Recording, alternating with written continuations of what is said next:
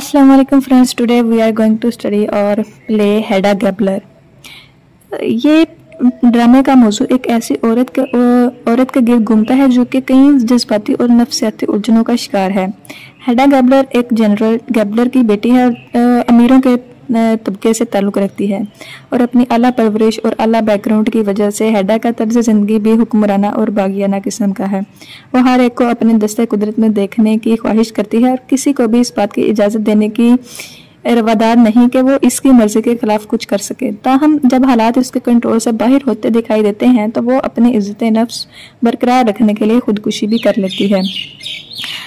हेडा गो के एक बागी और डिक्टेटरशिप वाला जहन रखने वाली औरत है, ताहम वो दूसरी तरफ रवायात में भी जकड़ी हुई है और किसी की गुलामी करना कबूल नहीं करती। ताहम जिस दौर में वो पैदा हुई वो दौर मर्दों का दौर है, चनाचा उससे हालात की नज़ाकत के पेश नज़र एक स्कॉलर किस्म के मर्द टेस्टमैन से शादी करना पड़ी। टेस्टमैन से इसकी शादी किसी जज्बाती वाबस्तगी का नतीजा न थी, बल्कि चूंकि वो शादी की उम्र की आखिरी हदों को छू रही थी, यानी 30 साल की हो गई थी, इसलिए कोई और बेहतर रिश्ता मैसर ना होने के बाइस इसने जो रिश्ता मैसर था इसी से शादी कर ली। दूसरा, टेस्टमैन इसके मुस्तकबिल के हवाले से वो खासी पुरुम्मीद थी। जब ड्रामे का आगाज होता है तो हम देखते हैं कि हेडा और टेस्टमैन अभी अभी एक लंबे हनीमून से लौटे हैं। टेस्टमैन की दो आंट्स जो कि मिसिज जोजो और आंटी रीना मिसिज रीना हैं, जिन्होंने टेस्टमैन को पाला पोसा था, इनका इस्तकबाल करती हैं। ताहम हेडा का रवैया इनसे नहायत बुरा होता है। टेस्टमैन की खालाओं यानी आंट्स ने माली मुश्किलात के बावजूद नए जोड़े के लिए एक नया घर खरीदा है, जहां सिर्फ टेस्टमैन और इसकी नई नवेली दुल्हन को रहना था।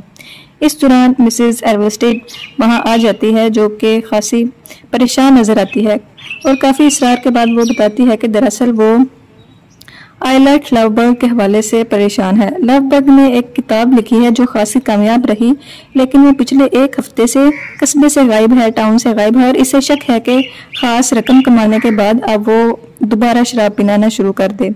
टेस्टमैन और हेडा इससे हौसला देते हैं और हेडा टेस्टमैन को कहती है कि वो लवबर्ग को खत लिखे और अपने यहाँ बुलाए।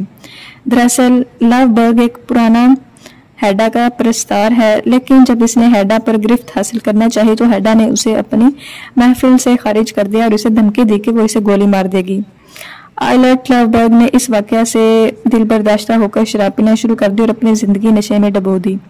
लेकिन मिसेस एल्वेस्टेड इसकी जिंदगी में उम्मीद की किरण बनकर आई और इसने इसे सीधी राह पर गामजन किया और इसे किताब लिखने और तहकीक करने में मदद दी।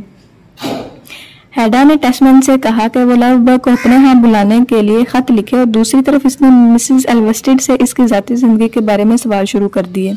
दरअसल हेडा मिसेस एल्वेस्टेड की एक ही क्लास में पढ़ती थी, लेकिन चूंकि स्कूल में भी हेडा का रवैया तहकुमाना ही होता था और इसलिए मिसेस एल्वेस्टेड अब भी इस खौफजदा थी। ताहम हेडा ने नरमी से काम लेते हुए मिसेस एल्वेस्टेड से राज उगलवाने शुरू कर दिए। मिसेस एल्वेस्टेड ने बताया कि इसके अपने बूढ़े खामन से शादी खुशगवार न थी और लवबर्ग इसके सुतीले बच्चों को पढ़ाने आता था। यही इनकी मुलाकात हुई और इनके ताल्लुकात कायम हो गए और इसने लवबर्ग को इसकी ज़िंदगी बेहतर बनाने में मदद दी और रिसर्च में इसका हाथ पिटाया। ये तमाम तफसीलात सुनकर हेडा मिसेस एल्वेस्टेड से हसद महसूस करती है। मिसेस एल्वेस्टेड के जाने के बाद एक ख़ानदानी दोस्त जज ब्रेक इनसे मिलने आ जाता है। यही वो दोस्त है जिसने टेस्टमैन खानदान की नया घर खरीदने में मदद की थी। ताहम वो टेस्टमैन को मशवरा देता है कि इन्हें अब सोच समझकर रकम खर्च करनी चाहिए, क्योंकि हो सकता है टेस्टमैन को यूनिवर्सिटी की प्रोफेसरशिप अब ना मिल सके, क्योंकि अब इसका एक रकीब इस पोस्ट के लिए पैदा हो गया है जिसका नाम आइलट लवबर्ग है।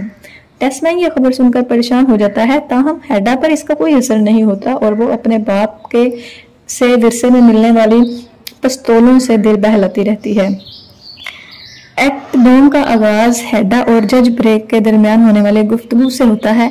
हेडा जज को बताती है कि वो हनीमून के दौरान भी बोरियत का शिकार रही, क्योंकि इसका शोहर वहां भी अपनी किताबों और रिसर्च में उलझा रहा और वो इसे टेस्टमैन से अपनी शादी की वजह भी बताती है, जिससे हमें ये पता चलता है कि इनकी शादी बोरियत और सर्द महरी का शिकार है। हेडा वैसे टेस्टमैन के बच्चे की मां भी बनने वाली है, लेकिन वो इस ख्याल से भी एलर्जिक है और ये राज किसी को नहीं बताती। इन हालात को सुनकर जज ब्रेक इसे अपनी कंपनी और दोस्ती की पेशकश करता है, जिसे हेडा इस शर्त पर कबूल कर लेती है कि वो एक हद से आगे नहीं बढ़ेंगे। इसी दौरान टेस्मन किताबों से लदा फदा घर वापस आता है। इसे शाम को जज के साथ एक पार्टी में जाना है। थोड़ी ही देर बाद लवबर्ग भी वहां आ जाता है क्योंकि टेस्मन ने इसे खत लिखकर इसे आने की दावत दी थी। सब लोग इसकी किताब की तारीफ करते हैं। इस पर वो अपनी दूसरी किताब का मसवदा भी इन्हें दिखाता है।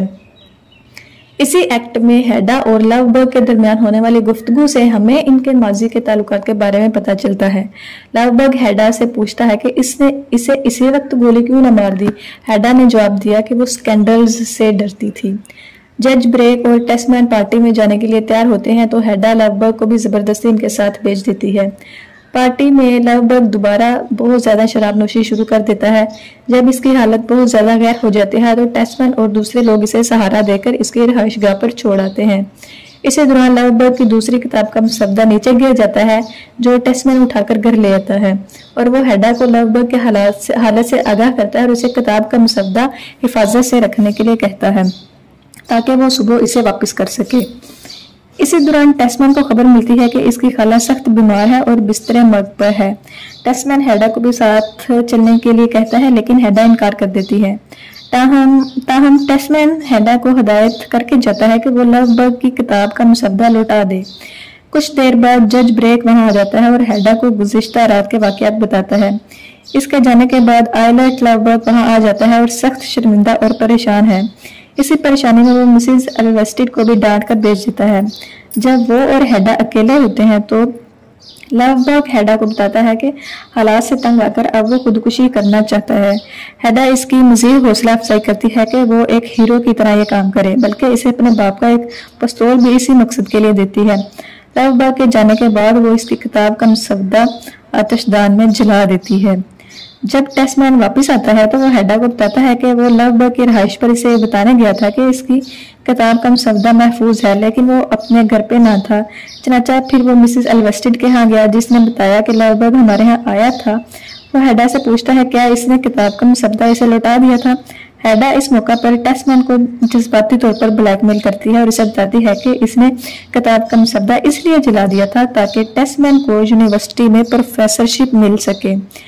टेस्मैन अपनी बीवी की मोहब्बत से बहुत मुतासिर होता है।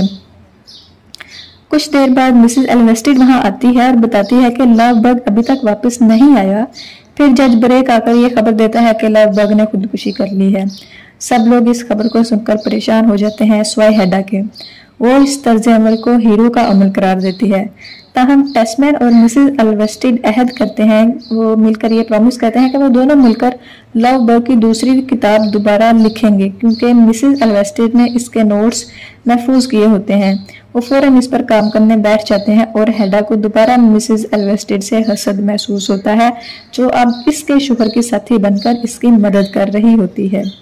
जब जज ब्रेक को हेडा से अकेले में बात करने का मौका मिलता है तो वो इसे बताता है कि जिस पिस्तौल से लवबर्ग की मौत वाक़या हुई वो हेडा का पिस्तौल था और ये बात इसके अलावा और कोई नहीं जानता। अब वो हेडा पर कंट्रोल हासिल करने के लिए इसे ब्लैकमेल करने की कोशिश करता है और इसे दोस्ती से बढ़कर ताल्लुकात करने का ख्वाहिश रखता है, लेकिन हेडा किसी के जरिए कंट्रोल आने वाली नहीं थी। जब इसे कोई और रास्ता नहीं मिलता तो वो लवबर्ग के हाथों ब्लैकमेल होने पर मौत को तरजीह देती है और दूसरे कमरे में जाकर खुदकुशी कर लेती है। यूँ वो अपनी अनफरादी हैसियत और समाजी बर्तरी को कायम रखने में कामयाब हो जाती है। So friends, this is the modern drama Hedda Gabler. I hope कि आपको ये प्ले पसंद आया होगा।